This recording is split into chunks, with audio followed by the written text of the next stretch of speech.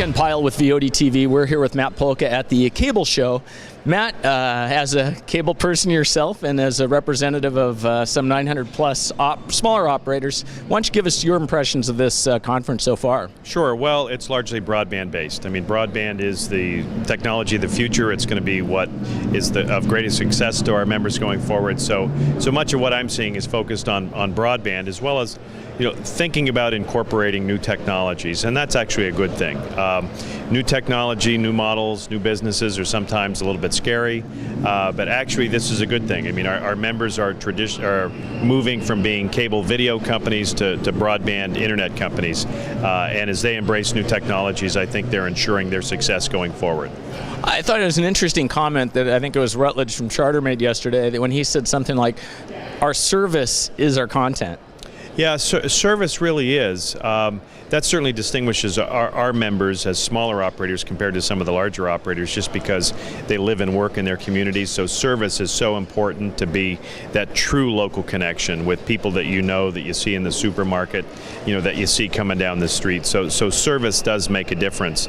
But it's also about what services we provide. We have become very successful as cable video, internet phone, and internet providers, data providers, particularly as we provide more of those services. But now we're seeing really the shift in business from cable-centric to more broadband-centric, and that's really what our members are learning how to embrace as they think about, can we look at over-the-top providers as friends and not foes? Can we maximize our broadband service by partnering with companies like those? So that's what I think is encouraging as you look ahead to the future. Yeah, and that was one of the things, back to that service comment, because I think you're right. It does talk to not only the idea that it's video, but it's all services.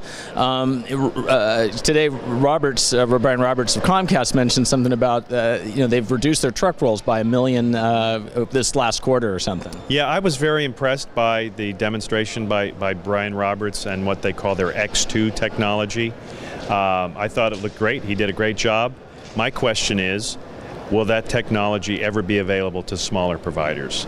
And so, was this simply a Comcast demonstration of what they plan to do, or is this something that we might see actually made available, through the business process to smaller operators?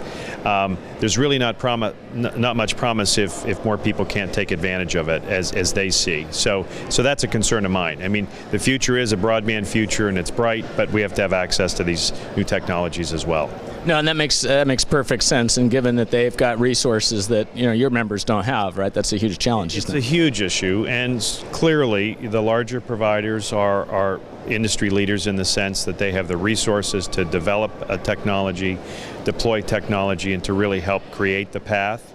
Our members don't necessarily have to copy it, but they would like to learn from it. They would like to have access to it and to be able to deploy similar kinds of things in their unique circumstances. So that is always an issue for us.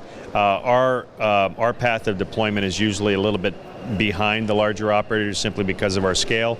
But our members have done a very good job of deploying the kind of technology that larger operators have, and in some cases even more successfully. Harken back to an interview I did a few months ago with NCTC and Bob Gessner, and what they did to make authentication work in a small operator. Absolutely, and we've seen many examples like that. I mean, our members are very, very capable. They have to do more with less.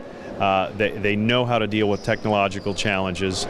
Just because they're small doesn't mean they're not sophisticated. They're very sophisticated in many ways, even more so than the larger companies, because they have fewer levels of hierarchy that they have to deal with. They just get the problem done. So I know that if our members have access to this kind of technology, they'll make it work in small markets and rural areas. Now, from a regulatory standpoint, unfortunately I've missed most of those sessions. Is there anything stuck out from those sessions? There hasn't been a whole lot. There are some things that are moving forward right now with the reauthorization of the satellite television bill, which has to be reauthorized by the end of December of 2014. That's an interesting issue for us because it provides an opening, an opportunity for broader review by Congress of the Cable Act of 1992.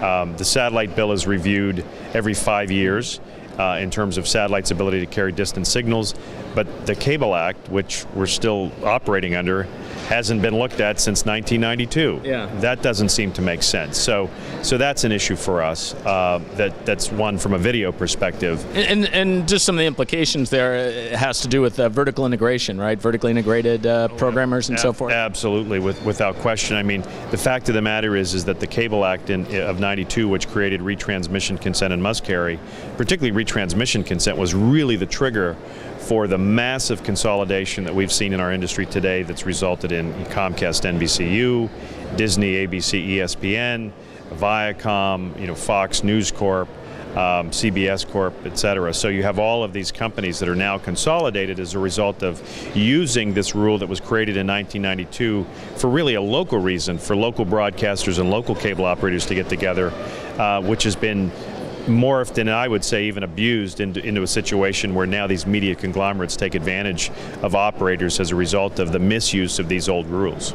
And I interrupted you. You were about to. No. It's simply, this goes back. It simply goes back to the point that these rules have been around for a long time. Congress looks at the satellite bill every 5 years to renew it. Why don't we do the same thing for the cable bill?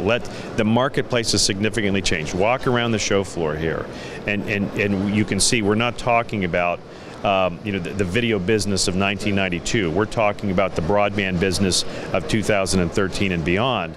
But the law is still back in 1992, and it doesn't make sense for consumers or for cable operators to be under these rules, which really don't help to encourage technological innovation. It really just helps the big content companies to maximize the bundle and continue to push that bundle down to consumers. Well, as you point out, it's more from really this video to a services business. Exactly right, without question. And our members want to be part of that revolution.